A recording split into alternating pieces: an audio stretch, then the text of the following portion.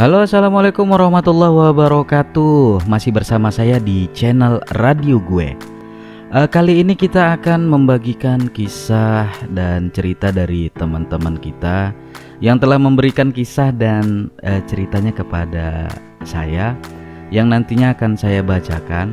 Sebelumnya saya ingin menyapa para pendengar setia saya dan subscriber saya yang berasal dari Indonesia, Malaysia, Hong Kong, Thailand, Vietnam, Arab Saudi, dan Uni Emirat Arab serta Brunei Darussalam.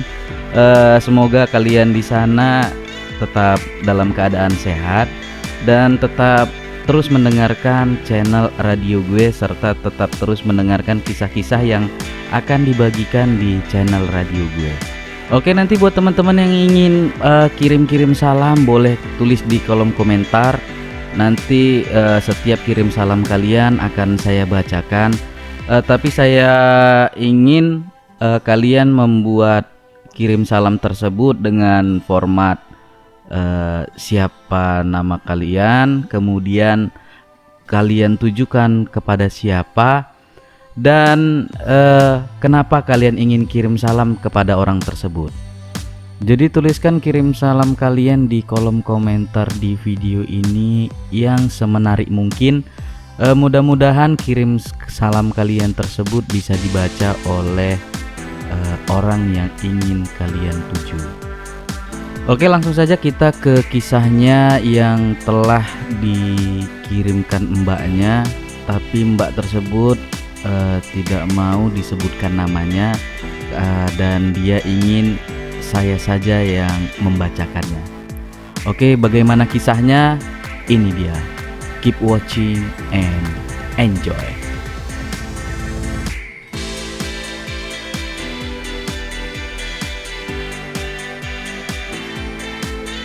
Aku bagikan cerita dan kisah ini bukan untuk membuka aib keluargaku sendiri, tapi agar teman-teman di luaran sana bisa mengambil pelajaran dari kisahku ini. Baiklah, aku mulai kisahku ini di tahun 2015 silam. Di saat itu aku tinggal bersama suamiku serta satu orang anak laki-laki. Hasil dari buah cinta kami di sebuah rumah kontrakan kecil di sebuah desa yang kecil pula. Walaupun kami hidup tidak dalam keadaan senang dan banyak uang, tapi bisa dibilang keluarga kecil kami ini cukup bahagia. Di setiap pagi, aku harus bangun lebih awal karena aku harus menyiapkan sarapan untuk suami dan anakku, serta menyiapkan bekal makan siang untuk suamiku bekerja. Aku harus bersusah payah agar bisa membangunkan mereka berdua. Kesel sih memang, tapi aku tetap menikmati itu sebagai bagian dari tanggung jawabku sebagai seorang istri dan ibu. Ya, bisa dikatakan aku ingin menjadi ibu dan istri yang terbaik buat suami dan anakku. Setelah itu, aku juga harus segera bergegas untuk mengantarkan anakku ke sekolahnya. Anakku yang berusia 7 tahun dan masih duduk di bangku SD itu harus segera berangkat ke sekolah, bersamaan dengan itu suamiku pun segera berangkat bekerja. Kehidupan keluarga kecilku ini tidak berbeda jauh dari keluarga-keluarga lainnya. Suamiku yang bekerja serabutan sebagai pekerja bangunan. Kalian tahu sendiri berapa gaji pekerja bangunan? Tidak besar. Tapi aku rasa itu cukup untuk membiayai hidup kami sehari-hari. Aku cukup bangga dengan suamiku yang seorang pekerja keras, selalu melakukan apapun untuk mencukupi biaya kehidupan kami, serta seorang ayah dan suami yang selalu memberikan kasih sayang dan cintanya untukku dan anakku. Aku sendiri sebagai ibu rumah tangga biasa yang tidak bekerja ingin sekali membantu suamiku mencari uang dan membantu perekonomian keluarga kami. Mungkin bagi kalian yang sudah berkeluarga tahu, banyak biaya yang harus dikeluarkan untuk memenuhi keperluan kita, mulai dari biaya sekolah, biaya belanja sehari-hari, biaya listrik, biaya kontrakan rumah, belum lagi biaya BPJS dan biaya-biaya lainnya, dan semuanya itu harus tercukupi. Jadi karena itu aku berniat untuk berjualan demi mencukupi kebutuhan sehari-hari kami tersebut. Sebenarnya di awal suamiku kurang setuju dengan niatku itu, karena menurutnya yang harus mencari nafkah adalah dirinya. Tapi aku memberikan penjelasan dengan sangat hati-hati agar dia mau menyetujui niatku berjualan. Sebenarnya sedikit merajuk dan membujuk. Hehehe, the power of emak-emak. Dan akhirnya suamiku pun menyetujuinya. Yeay. Awalnya aku memutuskan memulai berjualan baju dengan cara dicicil. Aku sudah mengumpulkan modal dari sisa uang belanja yang diberikan suamiku selama 1 tahun, sehingga cukup untukku memulai usaha. Biasanya setelah aku mengantarkan anakku sekolah, aku berkeliling mendatangi rumah teman-temanku. Urat maluku pun harus kuputus agar aku berani menjajakan jualanku kepada teman-temanku. Ada yang menolak, ada yang membeli, ada yang iri, ada juga yang ngata-ngataiku. Tapi semua itu kunikmati sebagai perjalanan hidupku sebagai seorang yang berjualan. Sudah pastilah ada hal-hal seperti itu. Sebelum siang hari, aku harus menjemput anakku sekolah, serta aku harus belanja untuk makan kami di esok hari. Aku biasa berbelanja di sore hari. Karena aku harus mengatur jadwalku juga. Aku tidak bisa menstok belanjaanku karena kami tidak punya kulkas. Jadi aku harus berbelanja setiap hari. Dan gak mungkin juga aku menyimpan belanjaanku di kulkas tetangga kan? Oh iya, aku mengantar dan menjemput anakku sekolah dengan menggunakan angkutan umum. Karena kami hanya memiliki sebuah motor butut yang digunakan suamiku untuk bekerja sehari-hari. Sehingga aku harus menggunakan angkutan umum untuk mengantarkan anakku sekolah. Karena jarak sekolah anakku cukup jauh dari rumahku. Ya, aku harus bolak-balik antara rumahku dan sekolah anakku karena aku juga harus berjualan. Aku memilih sekolah untuk anakku yang menurutku lumayan bagus, karena aku ingin anakku menjadi anak yang pintar. Harapan semua orang tua lah ya.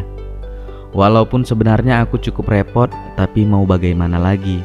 Semuanya harus kujalani agar aku bisa membahagiakan keluargaku. Alhamdulillah setelah beberapa bulan aku menjalani usahaku, hasil kerja kerasku tersebut perlahan mulai menampakkan hasil.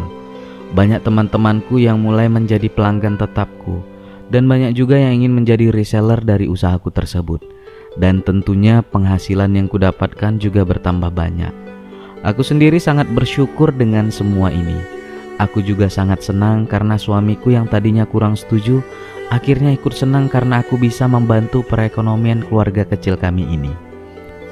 Perlahan aku mulai mengumpulkan pundi-pundi rupiahku agar bisa kutabung untuk masa depan anakku, karena aku yakin nanti ada saatnya anakku membutuhkan biaya yang besar untuk pendidikannya kelak. Entah mengapa pada saat itu aku merasa nasib baik sedang berpihak padaku. Tanpa kusadari, ternyata aku tengah mengandung anakku yang kedua. Betapa bahagianya aku karena aku telah membayangkan akan hadirnya seorang lagi malaikat kecil di keluarga kami ini. Suamiku yang mendengar kabar dariku tentang kehamilanku yang kedua ini sangat bahagia dan bersyukur. Karena memang kehadiran buah hati kami ini sudah sangat ditunggu-tunggu oleh suamiku. Pasalnya kami sudah menunggu selama 7 tahun setelah lahirnya anak pertama kami. Kalau ku ingat-ingat, memang beberapa bulan belakangan sebelumnya, aku dan suamiku sering melakukan hubungan suami istri. Padahal sebenarnya badanku yang sangat lelah ini karena menjalani rutinitasku sehari-hari. Tapi karena aku takut dosa sebab tidak melayani suamiku, ya dengan hati yang ikhlas aku harus menerima serangannya. Sebenarnya suamiku termasuk laki-laki yang pandai menggodaku untuk urusan ranjang, sehingga aku pun sering larut dalam buayan cintanya. Aku jadi pengen juga sih. Maaf ya kalau agak vulgar. Pada saat hamil, suamiku sebenarnya melarang keras untuk aku tetap berjualan, karena dia tidak ingin aku kecapean dan dia takut itu bisa mengganggu kesehatanku dan kesehatan janin yang ada di kandunganku. Tapi yang namanya si wanita keras kepala ini lagi-lagi membujuknya agar dia tidak marah denganku. Suamiku memang menjadi sangat perhatian di masa kehamilanku yang kedua ini. Dia selalu pulang lebih cepat, selalu memperhatikanku, membantu pekerjaan rumahku di saat dia ada di rumah. Walaupun aku merasa lebih lelah dari biasanya karena kehamilanku, aku tidak boleh mengeluh karena nanti suamiku bisa marah denganku dan kegiatan jualanku akan terancam berhenti. Jadi aku cukup diam dan beristirahat aja. Hehehe. Singkat cerita, aku melahirkan anak keduaku. Sebulan sebelum melahirkan, aku memutuskan untuk berdiam di rumah karena perutku yang sudah sangat besar membuatku tidak sanggup lagi bergerak lincah seperti biasa. Anakku yang sangat ingin tahu terlihat sangat senang karena sekarang dia mempunyai seorang adik yang dia pun sebenarnya sangat menginginkannya. Karena sejak kehamilanku, dia selalu bertanya kepadaku apa isi yang ada di dalam perutku. Lucu aja kalau mengingat masa-masa itu. Anakku yang kedua berjenis kelamin perempuan. Jadi lengkaplah sudah keluarga kecil kami ini dengan adanya sepasang anak laki-laki dan anak perempuan. Tapi di sisi lain aku juga sebenarnya kasihan kepada suamiku karena dia harus bekerja lebih keras dari biasanya. Karena sudah pasti biaya yang dibutuhkan jadi bertambah besar. Pada saat anakku yang kedua berumur 1 tahun, aku mulai kembali memulai usahaku. Dan sampai saat ini usahaku masih terus berjalan, dan suamiku yang tadinya bekerja serabutan sebagai pekerja bangunan sekarang bisa membeli lahan sepetak tanah untuk berladang menanam sayuran, sehingga hasilnya bisa kami jual untuk menambah tabungan masa depan untuk anak kami. Ya, aku sebagai orang tua yang biasa dan dari keluarga yang biasa tetap ingin melihat anak-anakku menjadi orang yang luar biasa kelak. Jadi kami harus sudah mempersiapkan segalanya saat ini pada saat keadaan kami sehat dan kuat untuk bekerja. Tidak masalah apapun yang akan kami hadapi nantinya. Yang penting aku ingin keluarga kecilku ini bisa tetap tersenyum dan tetap bahagia saat ini dan nanti. Amin. Sekian dulu kisahku ini. Mungkin ini cerita sederhana dan sangat biasa buat kalian. Tapi bagiku, perjuanganku dan suamiku selalu menjadi momen-momen kenangan terindah buatku. Terima kasih buat radio gue yang sudah mau membagikan cerita dan kisahku ini. Aku doain semoga kalian juga bisa mencapai keinginan kalian di kehidupan ini. Selamat malam.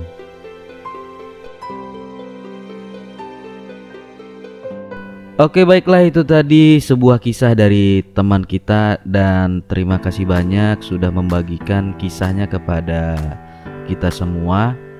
Buat teman-teman yang ingin berbagi kisah, boleh nanti kirim ke email radio gue. Emailnya radiogue89@gmail.com, atau boleh DM ke IG radio gue, radiogue89. Dan buat teman-teman yang sudah mengirimkan kisah dan ceritanya tetapi belum sempat saya bacakan, mohon bersabar karena nanti semua kisah dan cerita yang sudah kalian kirimkan kepada saya akan saya bacakan seluruhnya. Oke, sampai jumpa di video selanjutnya dengan kisah dan cerita menarik yang lainnya. Tetap stay di channel radio gue. Assalamualaikum warahmatullahi wabarakatuh. Bye.